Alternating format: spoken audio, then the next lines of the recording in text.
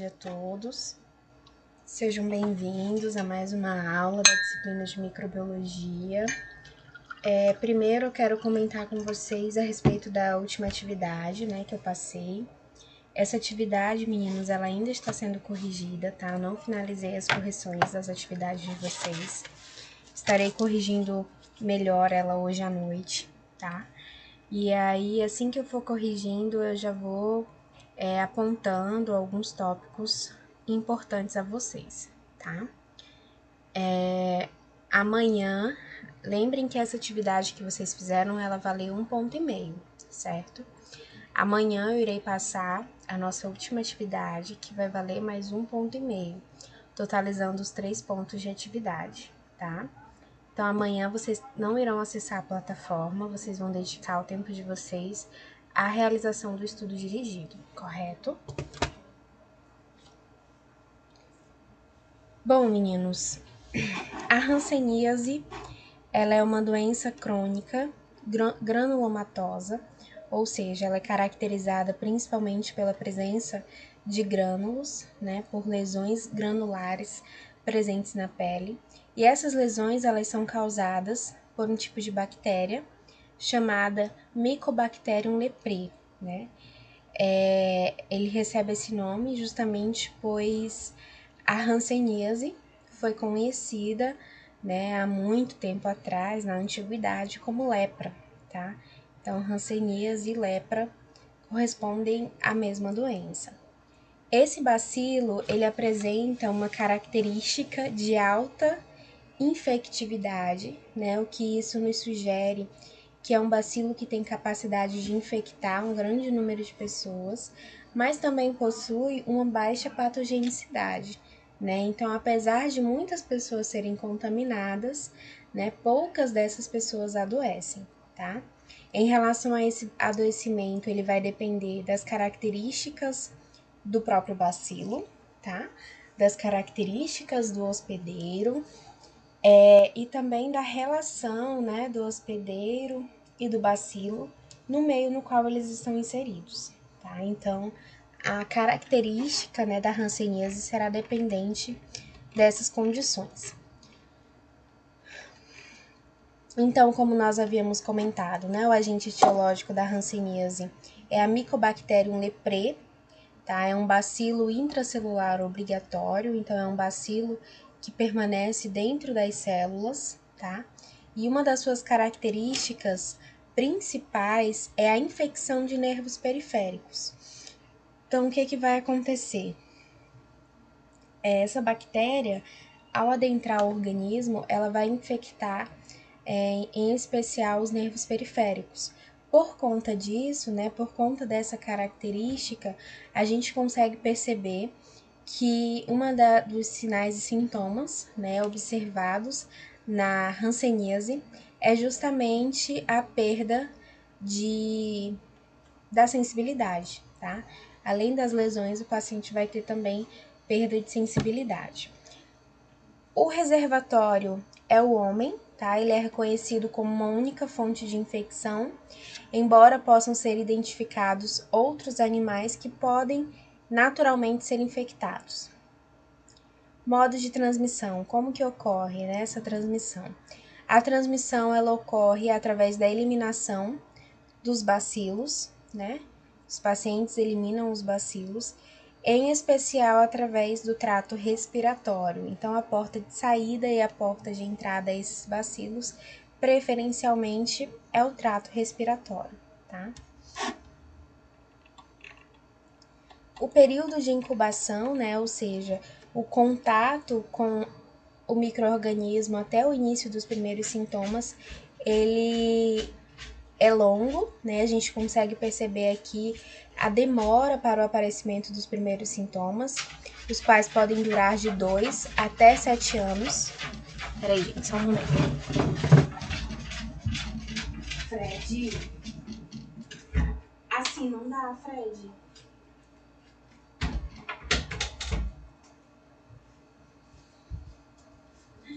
Esse é o meu cachorro, gente, que fica pedindo pra entrar. Desculpa.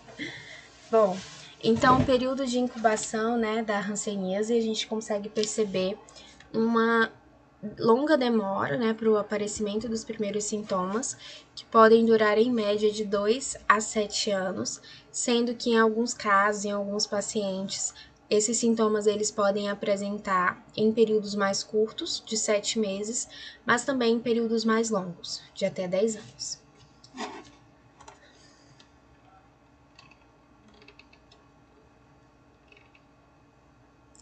Em relação às características epidemiológicas, nós temos a baixa letalidade, né? Então, tem um baixo índice de morte por hanseníase, mas podem estar associadas a algumas outras condições, como, por exemplo, sequelas, né? Então, apesar do paciente não evoluir a óbito, ele pode permanecer com algumas sequelas devido à doença. Então, por isso a importância do diagnóstico e do tratamento, né, o mais rápido possível. Trata-se de uma infecção que pode acontecer em qualquer idade, raça ou gênero. Então, a gente não tem uma especificação, tá, quanto a esse risco de infecção.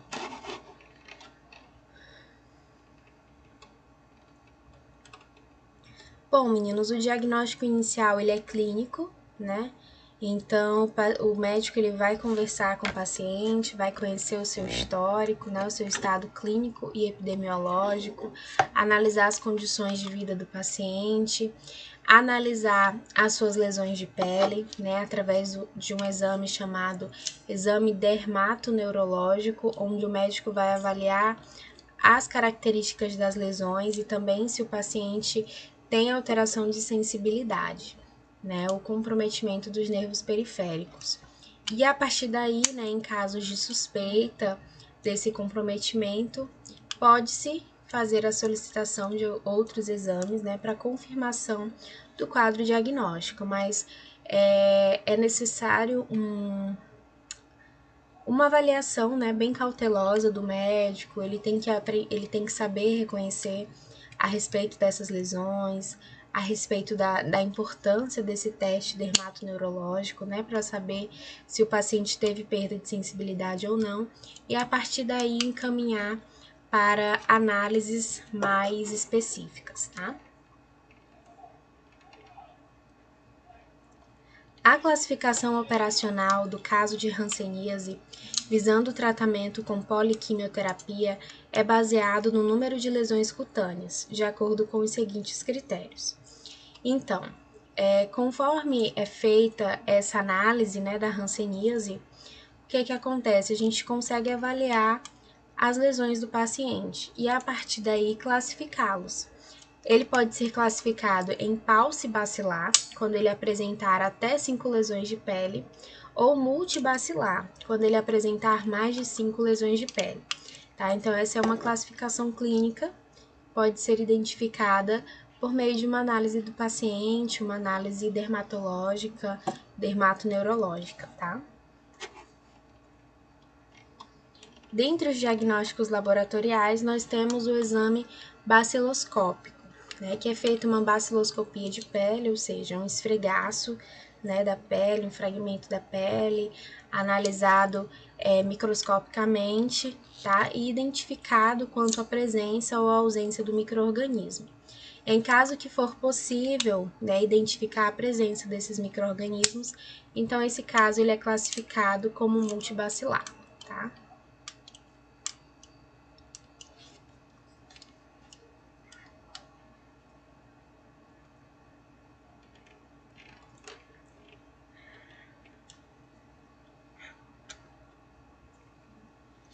Dentre as principais complicações, meninos, nós temos as reações rancênicas, tá? Que são as complicações que podem estar associadas, né, a esses indivíduos. São alterações do sistema imunológico, e essas alterações do sistema imunológico, elas causam algumas reações inflamatórias agudas e subagudas na pele, né? E essas reações, elas podem aparecer antes, durante ou após, tá, o tratamento quimioterápico realizado no tratamento da hanseníase. Como que são essas reações? Nós temos dois tipos. Nós temos a reação do tipo 1, ou reação reversa, que é caracterizada pelo aparecimento de novas lesões dermatológicas, manchas na pele, infiltração, alteração de cor e edema nas lesões antigas, com ou sem espessamento, e uma característica muito importante que vocês vão observar nas reações rancênicas são os casos de neurite, tá? Então, é a dor nos nervos periféricos. Então, a gente viu, né, que trata-se de um micro-organismo que atua principalmente nos nervos, correto? Então, um dos sinais e sintomas recorrentes nas reações rancênicas são os casos de neurite, os casos de dor nos nervos periféricos.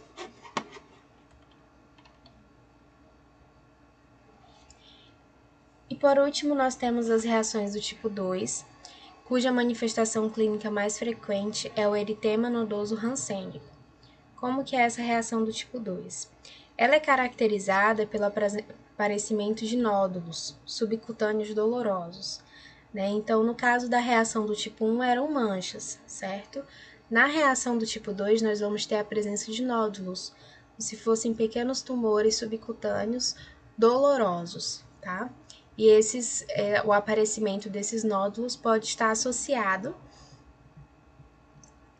acompanhados ou não, a febre, dor articular, mal-estar e, mais uma vez, a neurite, né? Então, a gente consegue observar que a neurite, ela está presente nos dois tipos de reação, tá? Justamente porque trata-se de um micro-organismo que atua principalmente nos nervos periféricos. Então, por conta disso...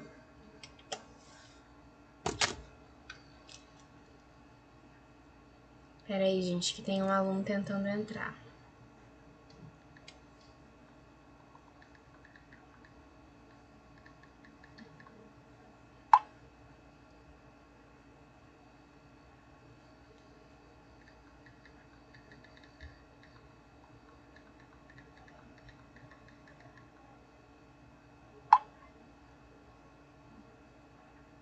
Por isso que eu peço, meninos, para vocês tentarem entrar quanto antes vocês conseguirem, tá? Porque depois que a aula começa, eu não consigo aceitar direito, não. Não aparece a solicitação aqui pra mim, entendeu?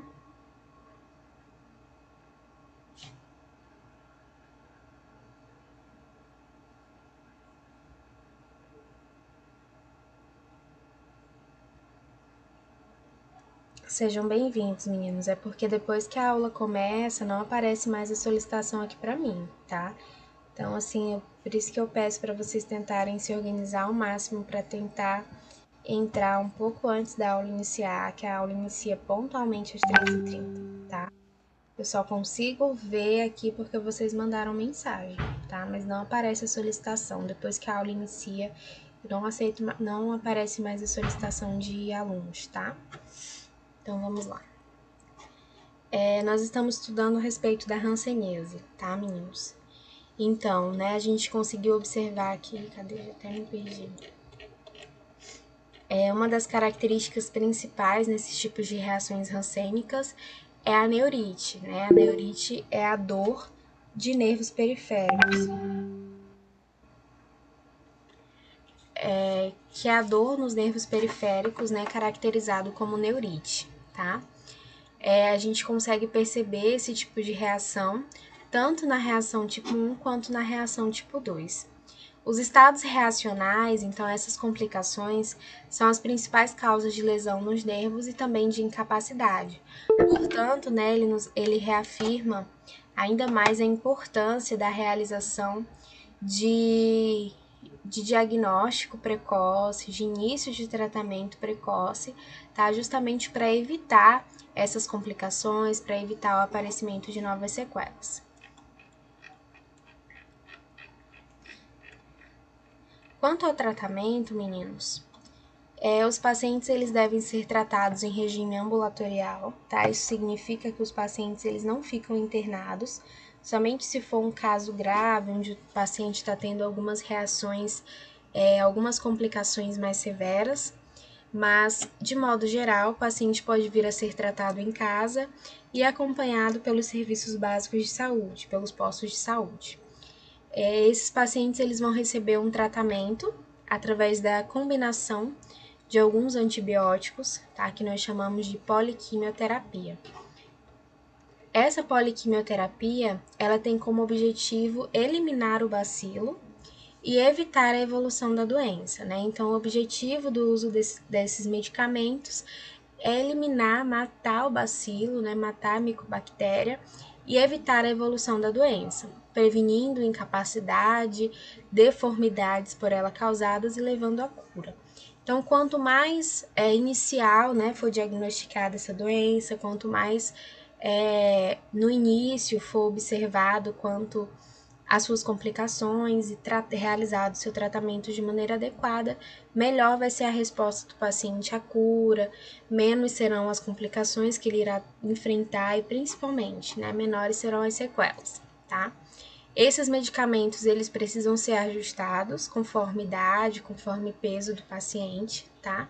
E a alta por cura é dada após a administração do número de doses preconizada pelo esquema terapêutico dentro do prazo recomendado, né? Então, o paciente ele recebe a alta após a administração de todas as doses que são preconizadas, o paciente recebe alta, tá? Alta sim, né? Alta do tratamento, porque em geral ele não fica internado em unidade hospitalar. Aqui, meninos, nós temos o esquema de doses, tá? Que é feito para paucibacilar e multibacilar, onde serão utilizados alguns medicamentos como rifampicina, dapsona, clofazimina, né? E esses medicamentos, eles já são todos prescritos, tá? Em relação a comprimido, em relação à dose, mas esses esquemas, eles precisam ser adaptados, né? Conforme a faixa etária, se é um adulto, se é uma criança, né, a respeito do peso, tudo isso precisa ser feito, tá? Aqui nós temos esquemas que são divididos conforme a quantidade de doses, tá? Esse aqui são de 6 doses, esse daqui de 12, né? Então, todas essas alterações, elas precisam ser revistas pelo médico, tá? Para poder realizar a melhor prescrição possível, tá?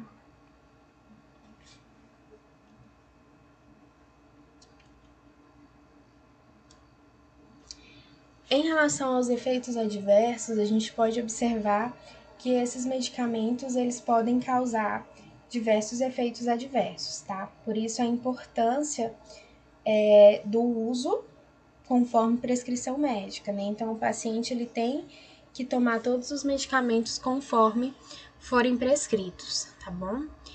Dentre os efeitos adversos das drogas, nós temos os efeitos cutâneos, gastrointestinais, efeitos hepáticos, hematopoéticos, né, que são algumas alterações que podem ser causadas devido ao uso daqueles medicamentos. E o paciente ele precisa ser orientado, né, comunicado que surgirão, tá? Poderão surgir esses efeitos, ele precisa ser orientado e comunicado quanto à importância da continuidade do tratamento. Então, apesar, né, do aparecimento dessas condições, ele precisa ser orientado que ele precisa continuar, né, o tratamento, orientado a respeito da comunicação, ele tem que comunicar ao médico que estão aparecendo esses efeitos adversos para poder escolher o melhor tratamento, né, as melhores drogas de escolha, enfim. Aqui eles nos trazem também alguns quadros de tratamento que podem ser utilizados para as reações, tá? Lembrando que essas reações elas não estarão presentes em todos os pacientes, logo não serão prescritos a todos eles, tá? Não vou passar esses tópicos aqui para vocês porque fica muito extenso, né? Eu acredito que vocês precisam focar mais em medidas de transmissão, em medidas de prevenção, tá? Claro que precisam saber do tratamento, sim, mas também vocês podem focar em outras partes de mais importância, tá? Ao estudo, que é justamente o que eu trago aqui para vocês.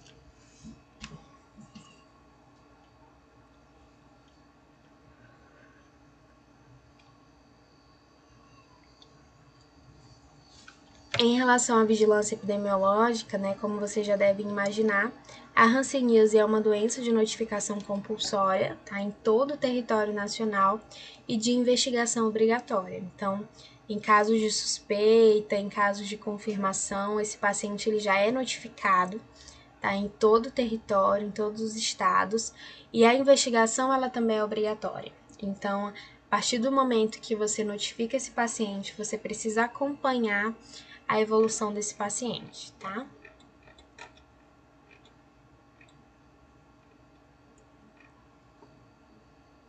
Quanto às medidas de controle, meninos, nós temos o diagnóstico precoce, né? Então, quanto antes for realizada essa detecção, o início do tratamento, melhor serão os resultados, né? Menores serão os efeitos adversos observados, tá? E menor será também a transmissão da doença, porque a gente viu que a transmissão ocorre entre pessoas, correto? Então, quando você realiza um tratamento precoce, quando você realiza um diagnóstico precoce, você vai estar prevenindo essa cadeia de transmissão, tá bom? Então, por isso a importância desse diagnóstico precoce. Prevenção de incapacidades, né? Todos os casos de hanseníase, independente da forma clínica, deverão ser avaliados quanto ao grau de incapacidade no momento do diagnóstico. Então, assim que o paciente recebe um diagnóstico, ele precisa ser avaliado quanto às suas possíveis incapacidades. Então, já é um paciente que possui limitações, né? Quais são os riscos desse paciente, né? De ter mais complicações, de evoluir para comorbidades. Então, todas essas condições, elas são avaliadas no momento do diagnóstico e também à medida que o paciente vai realizando o tratamento, tá? Em relação à vacinação BCG, meninos, a vacina BCG-ID, ela deve ser aplicada em contatos intradomiciliares, ou seja, aquelas pessoas que moram com alguém que foi diagnosticado com hanseníase, tá? Essas pessoas, elas receberão essa dose da vacina da BCG conforme o seu estado vacinal. Então, se ela nunca foi vacinada, ela recebe uma dose da vacina. Se ela já recebeu uma, ela pode receber um reforço e assim por diante. A BCG, meninos, ela não é específica, tá? A BCG ela não é específica à hanseníase, tá? Mas por ser uma micobactéria também, ela pode auxiliar nesse processo de controle de infecção, tá bom?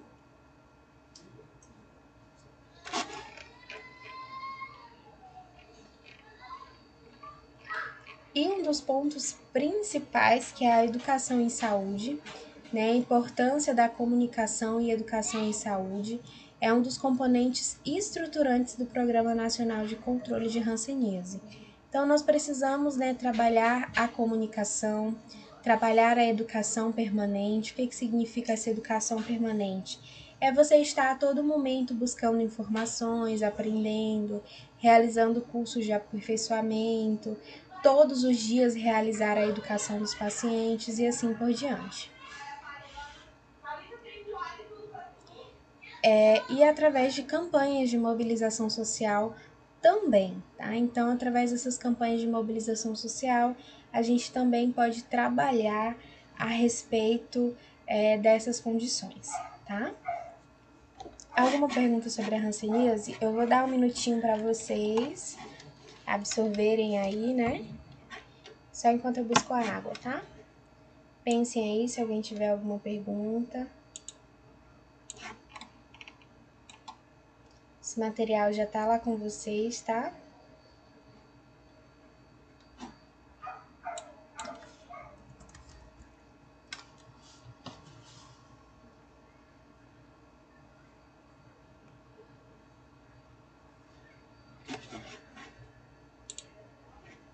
Um minutinho para vocês refletirem aí enquanto eu busco minha água.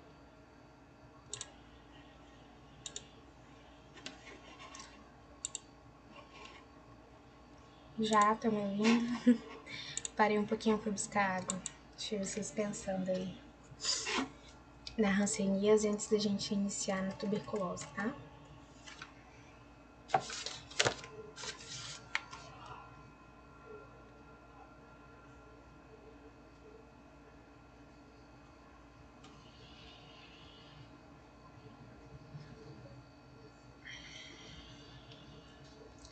Bom, meninos, então a tuberculose é um problema de saúde primário, prioritário no Brasil, então é um dos grandes problemas que o Brasil precisa enfrentar, tá?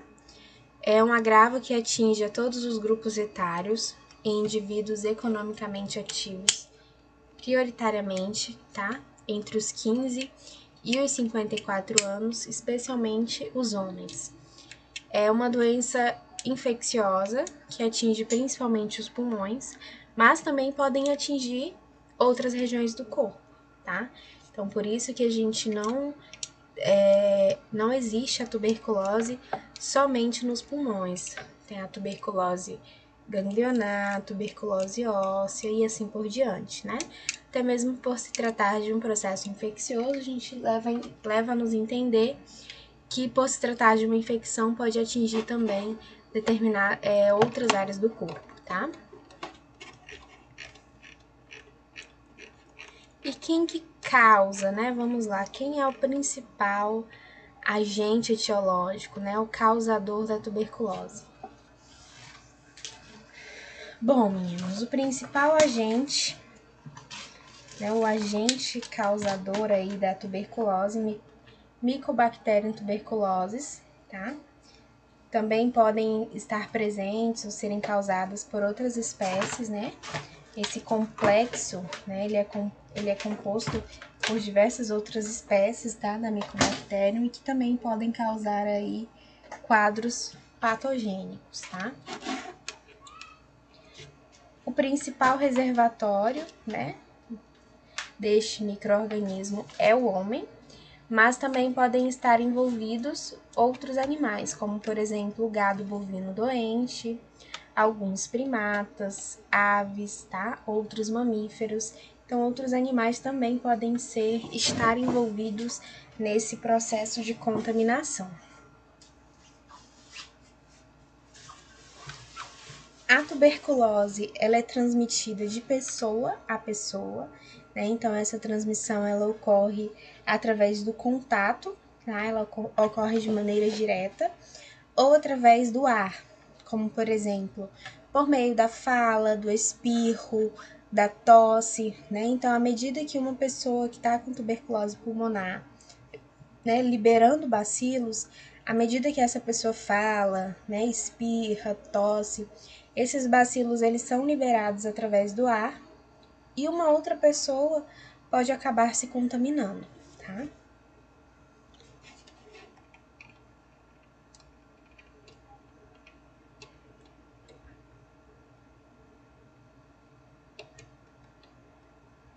Após a infecção, né, pelo Mycobacterium tuberculosis, transcorrem em média 4 a 12 semanas para a detecção das lesões primárias. Então, após o primeiro contato, né, com o micro-organismo, nós temos um tempo de 4 a 12 semanas para o aparecimento das primeiras lesões, tá? Então, nós temos esse intervalo de tempo para o início dos primeiros sintomas. Dentre as complicações, né, as complicações elas serão dependentes da forma de contaminação que irá ocorrer, né? Então, em casos, por exemplo, da tuberculose pulmonar, o paciente ele pode ter muitas complicações respiratórias, como, por exemplo, alterações nos distúrbios ventilatórios obstrutivos, infecções respiratórias, hemoptise, né? Então, presença de sangue em secreções, atelectasia, que é quando o pulmão ele não consegue se distender, tá, da maneira adequada, também são situações que podem ocorrer.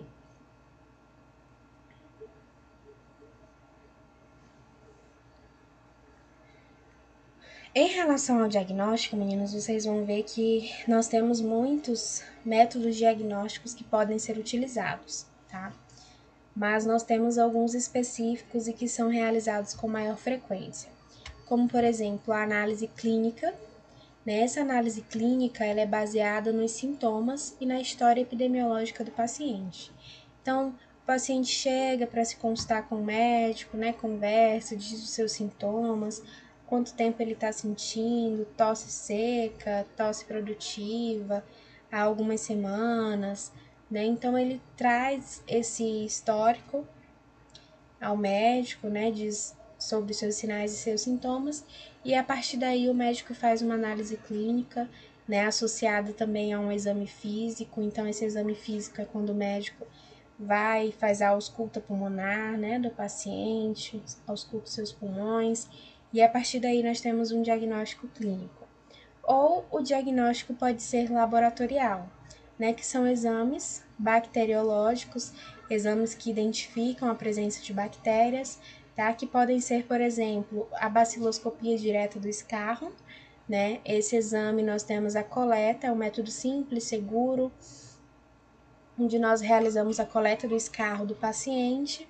Esse escarro ele é analisado em microscópio, utilizando alguns reagentes específicos, e observa-se então, né, a presença ou a ausência, tá, das bactérias.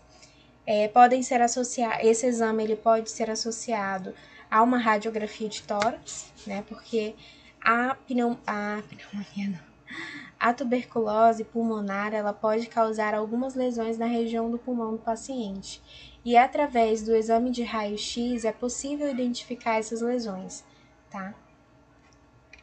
Então podem ser associadas, né? Podem não, deve ser associado o exame clínico, o exame laboratorial, né, a baciloscopia, e um exame de imagem que é o raio-x, tá?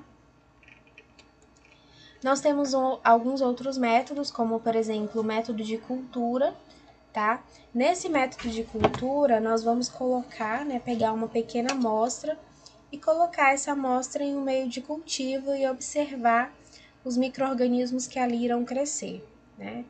Esse método de cultura, ele pode ser realizado com amostras de escarro, mas também com as formas extrapulmonares, ou seja, as formas que não ocorrem no pulmão, tá? Como, por exemplo, na meninge, nos rins, na pleura, nos ossos, nos gânglios e assim por diante, certo? Então, coleta-se uma amostra desses órgãos, né, dessas secreções, e a partir daí faz-se uma cultura para identificação, tá? O exame radiológico, que foi o que a gente comentou, né, que o raio-x ele pode ser realizado para a identificação dessas pequenas lesões, e a tomografia, que também é um exame de imagem, só que se por ser um exame de imagem mais caro, né, ele é menos utilizado. Geralmente indica-se esse exame de tomografia para para casos de pacientes no qual o raio-x não foi suficiente, tá?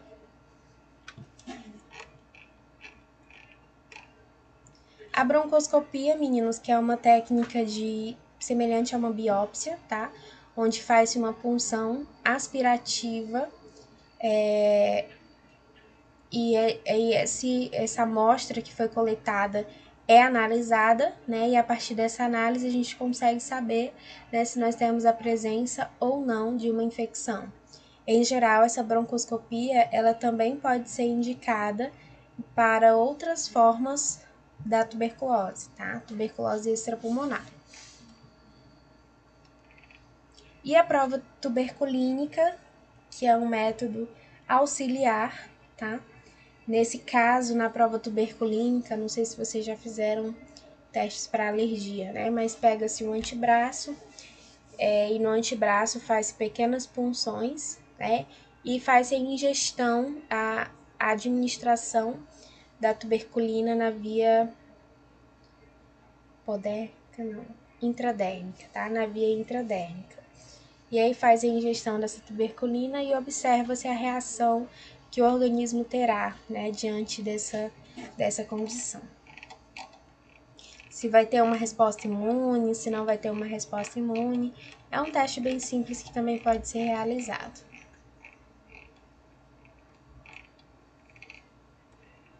Nós temos o exame anatomopatológico, histológico e citológico. Então, sempre que vocês observarem a palavra histológico, nós vamos estar nos referindo ao tecido, e citológico nos referindo às células, tá?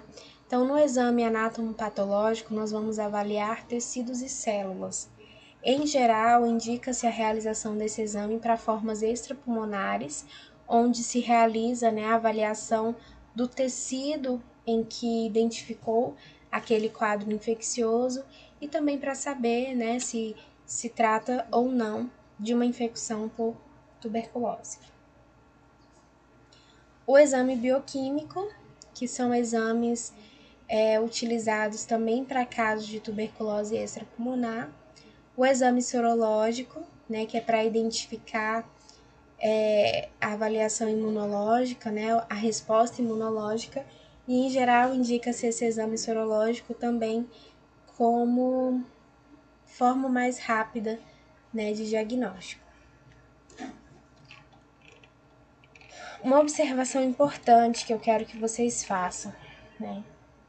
Sempre que um paciente ele é diagnosticado, meninos, com tuberculose, ele realiza também um teste sorológico anti-HIV, tá? Porque em algumas condições, né, essas situações elas podem estar associadas. Então, a tuberculose pode estar associada à infecção pelo HIV. Então, sempre que o paciente ele recebe o diagnóstico de tuberculose, ele faz também um teste sorológico para HIV.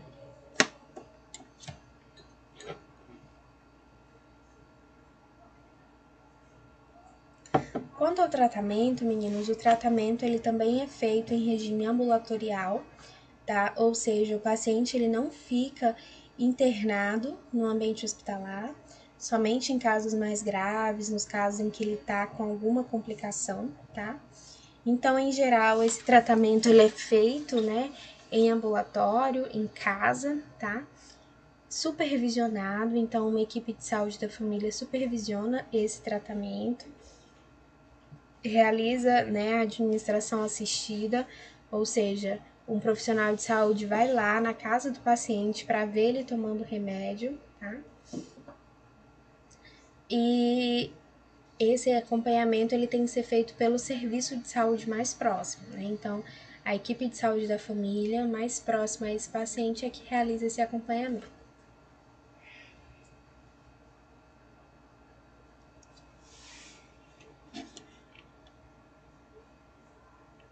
Esse tratamento, meninos, ele é feito uma combinação de drogas, tá? Então, nós temos a isoniazida, rifampicina, pirazinamida e etambutol, né? Uma combinação de medicamentos para o tratamento dessa infecção, certo? É um tratamento que dura em torno de 6 meses, então o paciente ele tem que ser muito bem orientado, né, quanto à realização desse tratamento, a importância da realização desse tratamento, tá?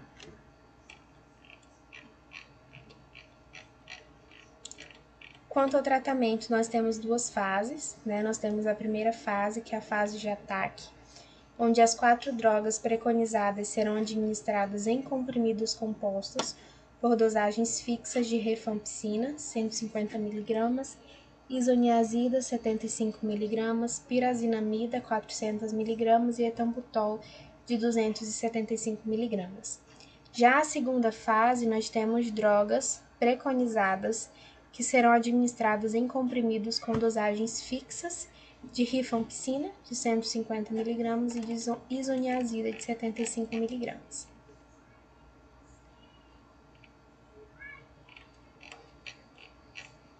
Aí que ele nos traz, tá, algumas orientações, que vocês podem fazer uma leitura melhor depois, né, do esquema básico, mas é aquele esquema que eu passei para vocês, tá? De 2 meses a fase intensiva e de 4 meses a fase de manutenção, tá? Aqui nós temos os medicamentos, as concentrações, a faixa de peso indicada, as unidades e doses de tratamento, né, e os meses. Então, esses medicamentos, eles precisam ser adaptados, né, conforme a idade, tá, meninos? E conforme o peso desse paciente.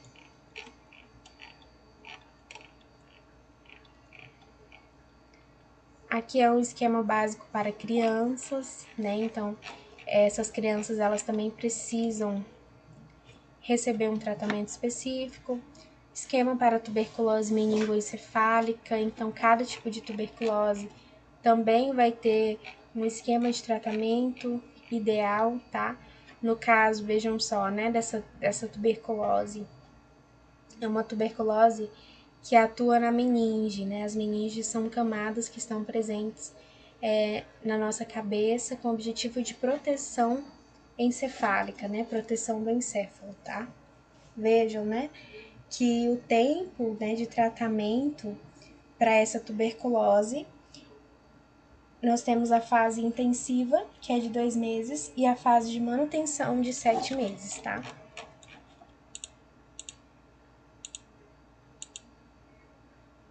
Trata-se de uma doença de notificação compulsória e investigação obrigatória, né? Então, nós precisamos notificar, tá? Assim que suspeitou, né? Primeira suspeita, já precisa realizar a notificação.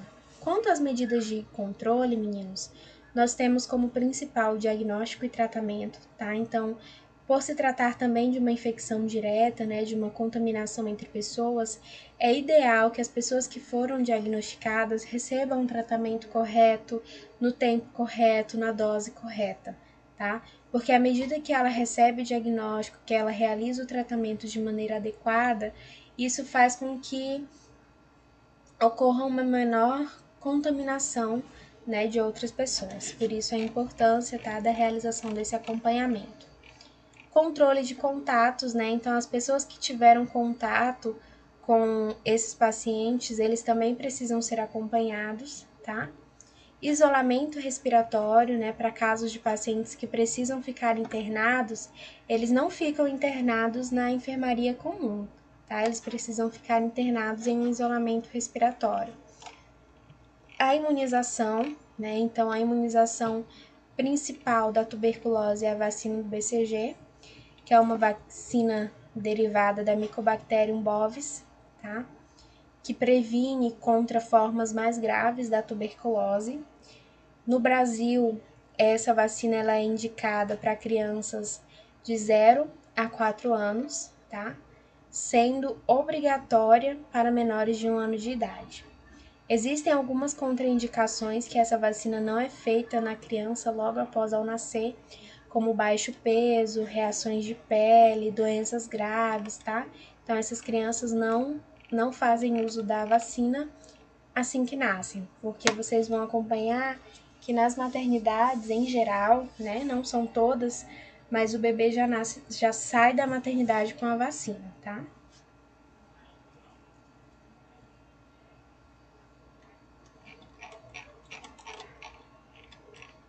E um dos pontos, né, principais, cadê?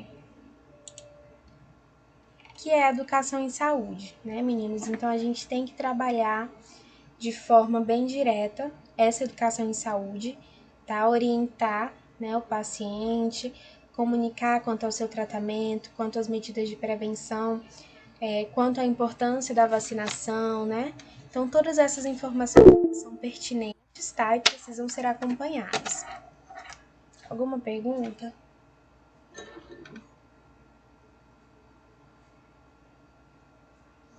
Eu quero que vocês façam uma leitura desse material, tá? Citológico é o estudo das células, tá, Douglas? Quero que vocês façam uma leitura desse material, tá? Lembrando aí para quem entrou depois, né, que eu tô realizando a correção dos estudos de vocês. Acredito que até hoje à noite eu já tenha finalizado, tá?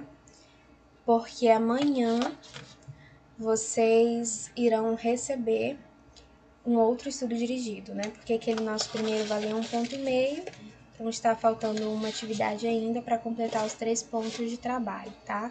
Então amanhã de manhã eu vou enviar essa atividade para vocês fazerem e vocês vão dedicar o tempo da aula, né, para a realização dessa atividade, tá? Uma boa tarde.